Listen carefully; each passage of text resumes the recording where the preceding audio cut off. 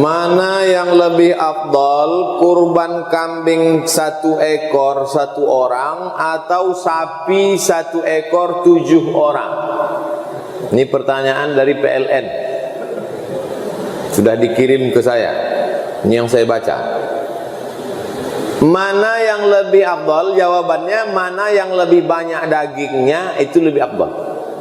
Jadi kalau kambing sama sapi mana lebih afdal? Kalau kambingnya 1 ekor 200 kilo lebih afdal daripada sapi yang kurus macam anak sapi. Kalau sapinya sapi limosin 1 ton, itu lebih afdal daripada kambing kacang, kambing kampung, kambing kurus. Jadi mana yang lebih banyak dagingnya itu lebih afdal. Itu makanya berkurban kambing jantan dengan sapi jantan lebih afdal daripada kambing betina dan sapi betina.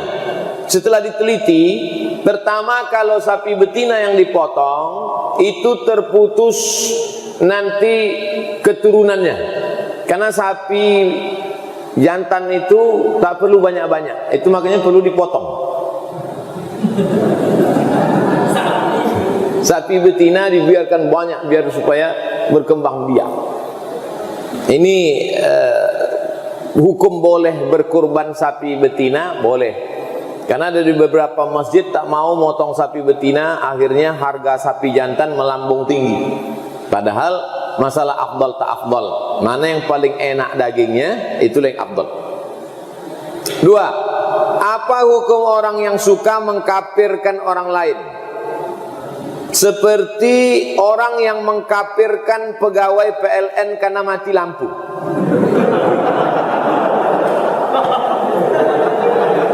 Saat sedang makan berbuka puasa mati lampu, lalu dia katakan kafir orang PLN. Kalau ada orang Islam mengkafirkan orang lain, ternyata orang itu tidak kafir, maka dialah yang kafir. Hadis sahih, man kaffara musliman, siapa yang mengkafirkan orang Islam, ternyata orang itu tidak kafir, maka kekafiran itu berbalik pada dirinya sendiri. Nah, kalau marah jangan sampai kafir. Kalaupun marah betul sedang menyuap mati lampu, kantui. Nah, sekedar kentut aja kan, tak sampai kafir. Oleh sebab itu maka kita perlu tabayun, klarifikasi kenapa sampai padam. Rupanya air, dulu saya termasuk yang marah, tapi saya tanya orang kenapa sampai padam. Ini air Pak Ustadz turun curah hujan, jadi terjadi penurunan permukaan air di danau, maka kincir air tak bisa memutar, turbin tak berputar, berkurang daya, jadi kita bagi-bagi. Siapa pula mau menyusahkan orang lain? Oh begitu. 3. Bolehkah kita mengupah tukang jagal? Oh ini nyindir saya ini. Jadi Bapak Ibu yang kebetulan nanti menjadi panitia atau ketua masjid, ada yang diupah, ada yang diberi hadiah. Tukang potong sama tukang kulit itu memang diupah. Pak tukang potong, berapa Bapak kami upah per kepala? Kata dia, tak usah lah, tak usah. Itu kalau kata dia tak usah, pisaunya begini, itu basa-basi. Tak usah lah Pak, kata dia, tak usah lah.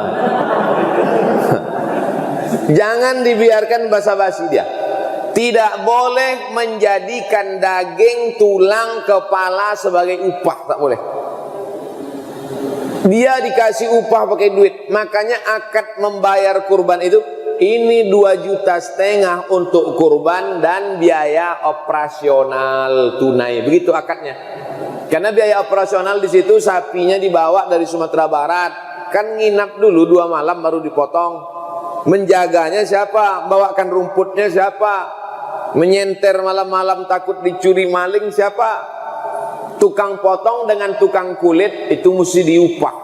Kalau standar di Pekanbaru 50.000 per kepala, kasih dia 50. Adapun yang panitia ramai-ramai itu tidak perlu diupah, tapi cukup hadiah. Hadiahnya apa? Misalnya masyarakat 1 kupon, yang dia 2 kupon, itu namanya hadiah. Apa beda hadiah sama upah? Hadiah dapat alhamdulillah, tak dapat tak masalah, itu hadiah. Kalau upah dapat alhamdulillah, kalau tak dapat naik golok nih, itu namanya upah. Jadi tukang potong dengan tukang kulit mesti diupah, karena itu pekerjaan dia.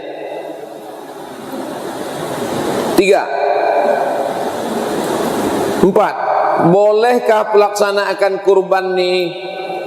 Apakah pelaksanaan kurban ini juga disyariatkan kepada nabi-nabi sebelum Nabi Muhammad sallallahu alaihi wasallam? إذ قربا قربانا فتقبل من أحدهما ولم يتقبل من الآخر. Ingatlah ketika 2 anak Adam berkurban, kurban yang satu diterima dan kurban yang satu lagi tidak diterima. Berkatalah kurban yang tak diterima kepada yang diterima, kenapa kurbanmu diterima Allah? Kata yang diterima kurban Habil menjawab, innama yataqabbalullahu minal muttaqin. Kurban hanya diterima bagi orang yang bertakwa. Jadi cerita masalah kurban, anak Nabi Adam, Qabil dan Habil sudah disuruh berkurban, tapi syariat kesempurnaan kurban apa ada pada Nabi Muhammad sallallahu alaihi wasallam. Sedangkan pada zaman Nabi Ibrahim alaihissalam, ya bunayya, wahai anakku, inni ara fil manam, aku melihat dalam mimpiku, anni azba'uka, aku menyembelih lehermu, fanzur madza tara, apa pendapatmu wahai anakku? Kata anaknya Ismail menjawab, ya abati, wahai ayahku, if'al ma tu'mar, laksanakan perintah Allah, satajulni insyaallahu minas sabirin, insyaallah aku sabar. Maka dibawanya lah anaknya itu ke tempat penyembelihan. Tempat penyembelihan itu sekarang diberi tugu warna putih, tiang pakai kubah kecil, di bawah istana di atas bukit, di samping melontar jumroh Aqobah, tengok ke atas nampak. Mudah-mudahan nanti berangkat umroh bisa melihat itu, amin. Ketika mau disembelih anak, fafadainahu bidzibhin azim, kami tebus anaknya itu dengan sembelihan seekor kambing domba yang besar. Allah tidak minta anak kita, Allah tak minta anak kesayangan kita seperti diminta Allah kepada Ibrahim, tapi yang diminta Allah hanya kambing kita. Jadi kalau ada orang bertanya, kenapa bukan anak kita Pak Ustaz? Kambing aja payah keluar, apalagi anak kau?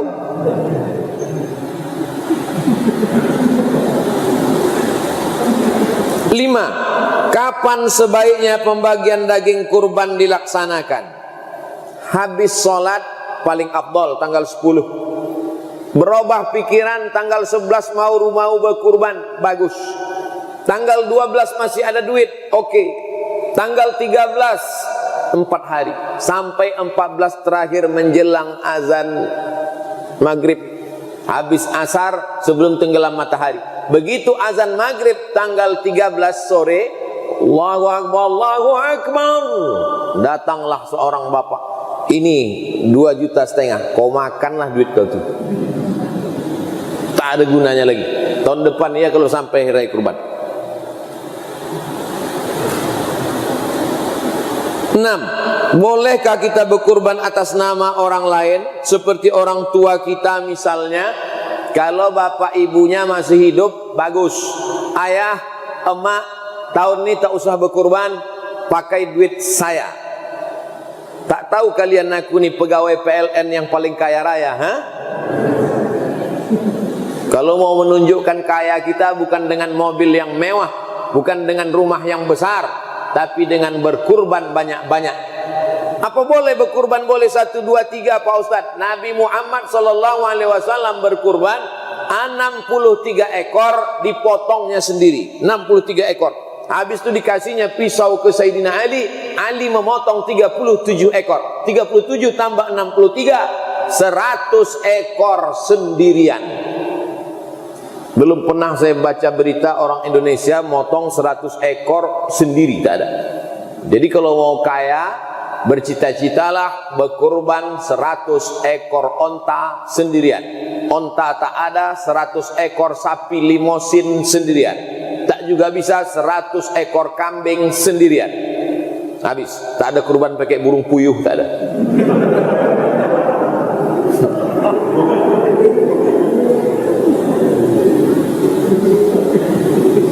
Kalau untuk almarhum yang sudah meninggal, Allahumma taqabbal min fulan bin fulan, sampai tak pahalanya Pak Ustaz. Dua dalilnya. Pertama, Nabi menyembelih kambing, Allahumma taqabbal min ummati Muhammad, terimalah kurban ini untuk umat Muhammad. Padahal waktu itu umat Muhammad sudah banyak yang meninggal dunia, karena berkurban dilaksanakan di Madinah, sedangkan sebelum itu sudah banyak yang meninggal di Makkah. Itu menunjukkan kurban sampai pada umat Muhammad SAW. Kambing yang kedua, Allahumma taqabbal min ali Muhammad, terima untuk keluarga Muhammad. Padahal kambing itu disembelih di Madinah, sebelum itu sudah meninggal keluarga Nabi Muhammad SAW, Khadijah di Makkah. Itu menunjukkan sampai untuk yang meninggal dunia. Sudah kusampaikan dalilnya. Ragu juga berkurban untuk almarhum almarhumah, tak ada dalil lagi, karena ini cerita tentang masalah ghaib, tak nampak. Iman.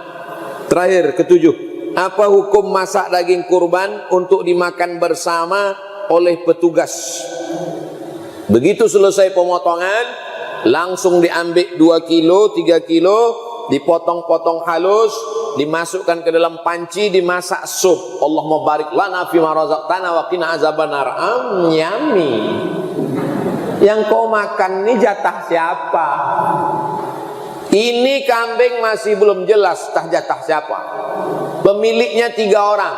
Pertama orang yang berkorban, kedua jiran, sahabat, kerabat, tetangga, ketiga fakir miskin. Maka ketika dimakan tak jelas pemiliknya, makan haram. Solusinya gimana Pak Ustaz? Solusinya begini. Setelah habis dipotong, panggil pemilik sapi pertama, Pak GM, Pak Kepala Cabang, Pak Kepala Ranting, Bapak entah apa kepala-kepala apa lagi lah. Sampai 7 orang kumpul semua. Pak, ini kan jatah Bapak ada 1/3 di sini kan? Kami ambil jatah Bapak nih 5 kilo untuk kami makan pagi ini ya. Kami kalau cuma makan lontong lemas kami Pak, tak bisa kami motong-motong nih. Kata Bapak yang 7 itu, ambillah. Yang 6 baik, ambillah. Yang 7 ini ada 1. Enggak kata. Angkatlah golok tuh. Sini Pak. Sini. Langsung masuk waktu. Mari kita tutup dengan baca doa. Bagaimana cara kita bisa tahu kalau yang sedang kita perjuangkan adalah jodoh kita?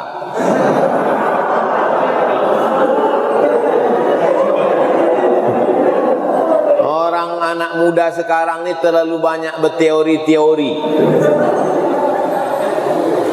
Kalau ada kalian laki-laki suka sama perempuan, tanya dia, SMS dia, WA dia, bagaimana suami idaman yang kamu inginkan? Terus dijawabnya, asal bukan macam kau.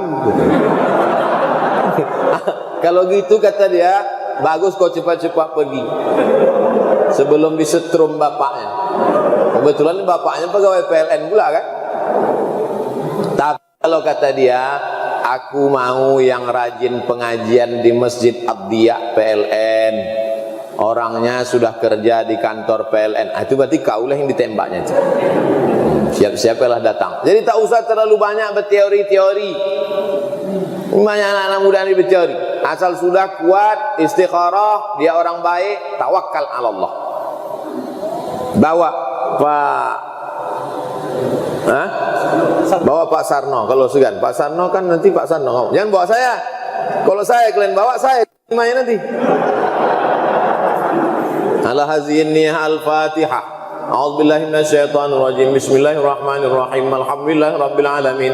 Arrahmanir rahim. Maliki yaumiddin. Iyyaka na'budu wa iyyaka nasta'in. Ihdinas siratal mustaqim. Siratal ladzina an'amta 'alaihim ghairil maghdubi 'alaihim waladdallin. Amin. Rabbana ighfir lana dzunubana, ampunkan dosa kami, wali abaina, ayah kami, wali ummahatina, emak kami, wali ahlina wa dzurriyyatina, keluarga anak cucu kami, wali ikhwanina, saudara-saudara kami. Allahumma barik lana fi arzaqina, berikan berkah rezeki kami supaya kami ringan berwakaf, berinfak, berkurban, bersedekah. Rabbana hab lana minas shalihin, jadikan anak kami anak-anak yang saleh dan salihah. Rabbana atina fid dunya hasanatan wa fil akhirati hasanatan wa qina adzabannar. Wa sallallahu ala sayyidina Muhammad wa ala alihi wa sahbihi wa sallam. Walhamdulillahi rabbil alamin. Taqabbalallahu minkum minna wa minkum taqabbal ya karim. Terima kasih segala perhatian. Mohon maaf segala kesilapan. Wassalamualaikum warahmatullahi wabarakatuh.